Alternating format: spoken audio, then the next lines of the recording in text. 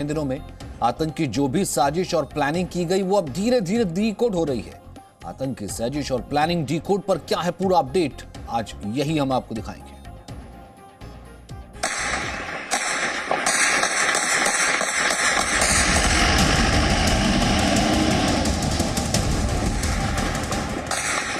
श्रीनगर परिमपोरा इलाके में खास इनपुट के आधार पर सुरक्षा बल पहुंचे तो वहां मौजूद एक आतंकी ने फायरिंग शुरू कर दी, जिसकी वजह से सुरक्षा बल के कुछ जवान घायल हो गए।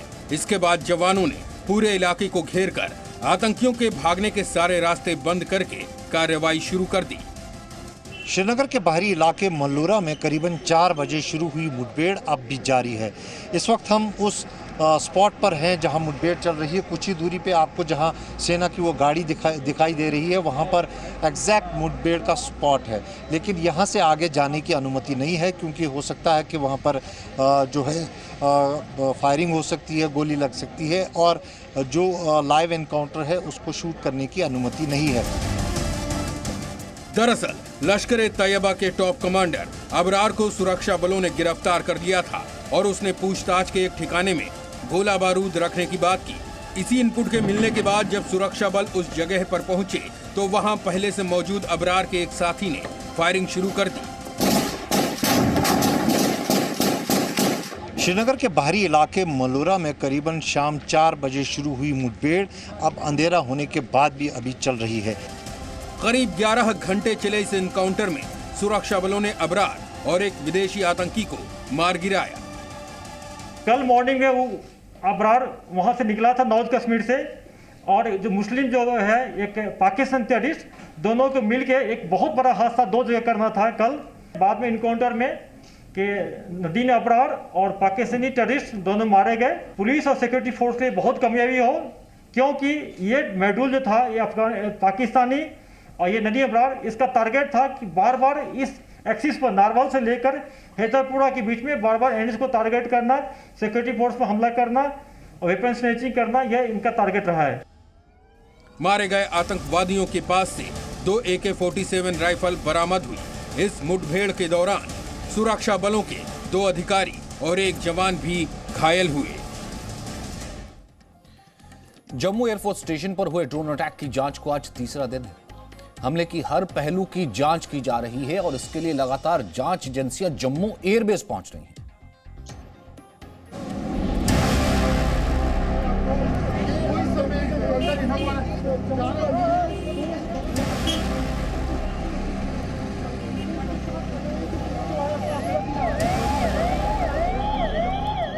जम्मू एयरफोर्स स्टेशन पर हुए ड्रोन हमले की जांच आधिकारिक तौर पर एनआईए को सौंप दी गई है।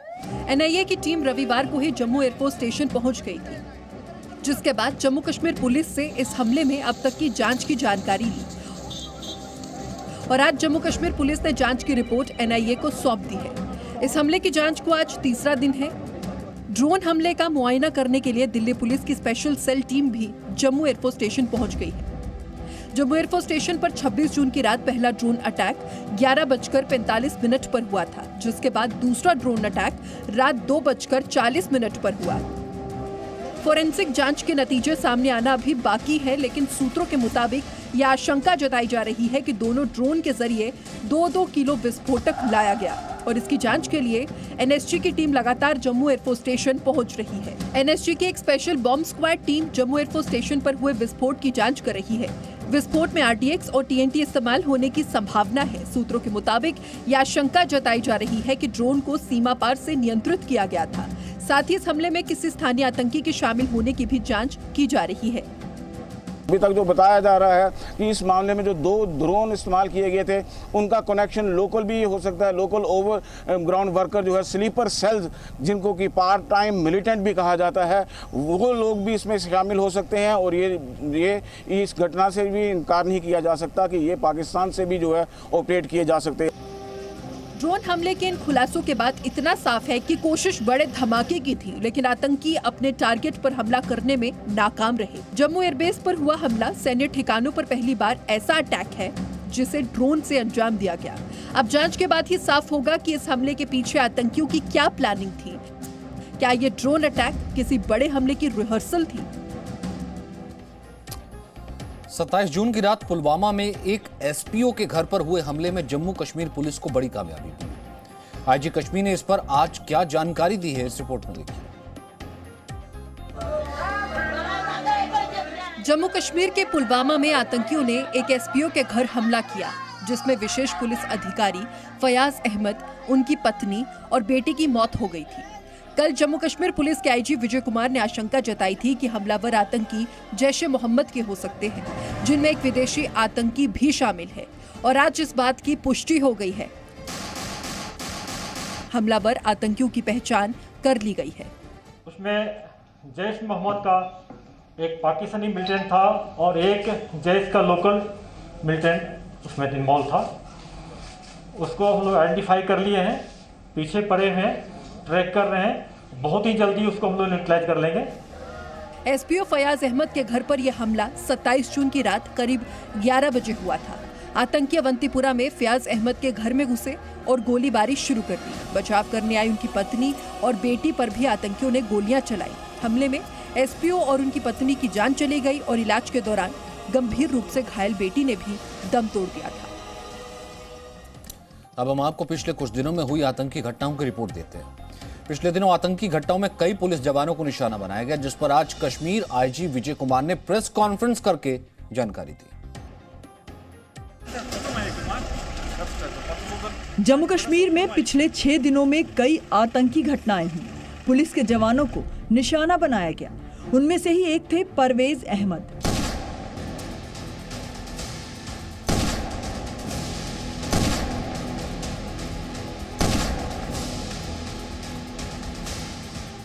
श्रीनगर के कनीपुरा इलाके में परवेज अहमद दफ्तर से लौटने के बाद मस्जिद जा रहे थे। किसी आम नागरिक की तरह सड़क पर पैदल ही थे।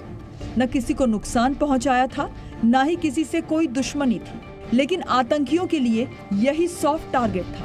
22 जून की शाम श्रीनगर के बाहरी इलाके कनीपुरा में आतंकियों ने जम्मू कश्मीर पुलिस के एक इंस्पेक्टर परवेज अहमद दार की हत्या कर दी। सीसीटीवी में साफ देखा जा सकता है। यह हमला उस वक्त हुआ जब परवेज अहमद मस्जिद जा रहे थे। आतंकियों ने पीछे से आकर उन पर फायरिंग की, जिसमें उनकी जान चली गई। आशंका है कि इस हत्या के पीछे आतंक का स्लीपर सेल शामिल है। सिर्फ एक न्यूज बनाने के लिए, फेयर साइकोसिस पैदा करने के लिए इनोसेंट आदमी को ये लोग और जो सॉफ्ट टारगेट उनको टारगेट कर रहे हैं। जम्मू कश्मीर पुलिस के मुताबिक सितंबर 2020 में श्रीनगर टेरर फ्री हो चुका था, लेकिन उसके बाद ऐसा क्या हुआ कि घाटी में अचानक आतंकी घटनाएं बढ़ गई।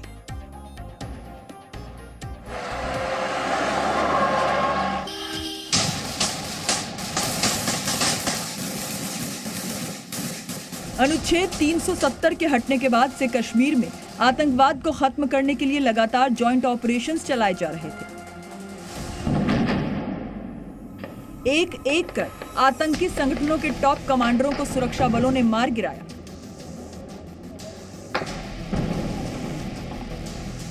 वर्ष 2020 सितंबर के पहले हफ्ते में जम्मू कश्मीर पुलिस के मुताबिक श्रीनगर को टेरर फ्री जोन करार दिया गया था, लेकिन ये बात आतंकियों को रास नहीं आई। सितंबर 2020 के दूसरे हफ्ते में ही लश्कर ए तैयबा का आतंकी साकिब सक्रिय हो गया। पुलिस और सुरक्षा बलों के लगातार ऑपरेशंस के बाद लश्कर के आतंकी कुलगाम से श्रीनगर आ गए, लेकिन अब जल्द ही ये आतंकी भी पकड़े जाएंगे, क्योंकि आतंक के इस मॉड्यूल का भी पता लगा लिया गया है।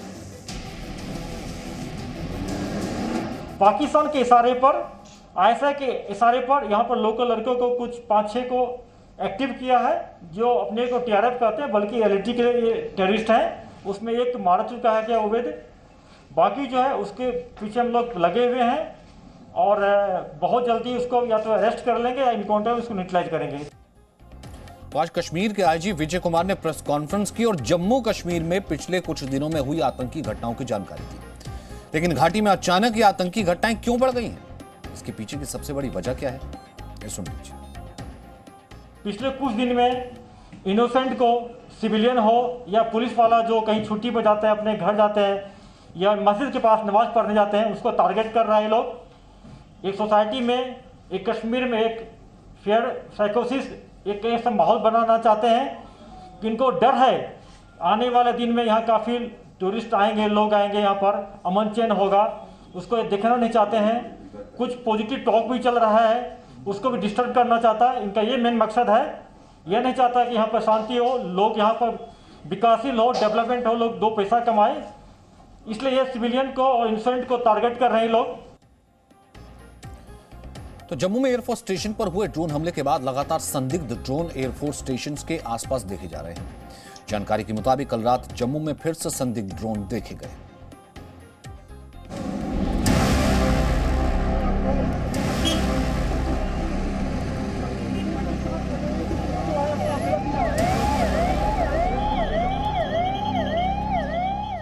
जम्मू के 3 अलग अलग इलाकों में फिर दिखे 3 ड्रोन।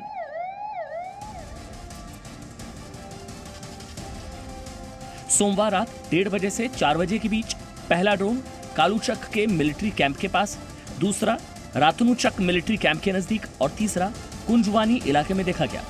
तीनों ड्रोन काफी ऊंचाई पर थे। 3 दिन में जम्मू में ड्रोन दिखने की तीसरी घटना है।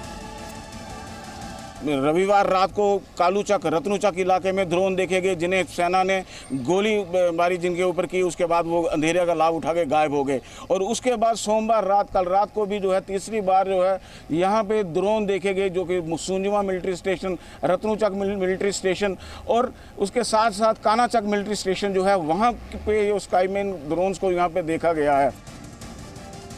रविवार की रात कालूचक और रातनुचक मिलिट्री इलाके में 2 ड्रोन दिखे थे, जो सेना के शौकस जवानों की फायरिंग के बाद भाग गए थे।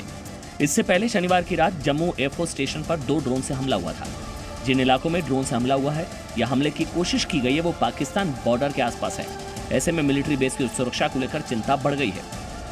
परसों हम लोग जाके एक जिसमें army, CRP, air force, BSF, NSG के हर एक लोग के साथ मीटिंग लिए, पूरा तैयारी कर लिए। थ्रेट बहुत सीरियस थ्रेट है, यह टेक्नोलॉजिकल थ्रेट है। इसको टेक्नोलॉजी के थ्रू भी हम लोग रिस्पॉन्स करेंगे और उसमें हम लोग काफ़ी डिप्लॉयमेंट कर लिए। ड्रोन हमले की जांच एनआईए की टीम कर रही है।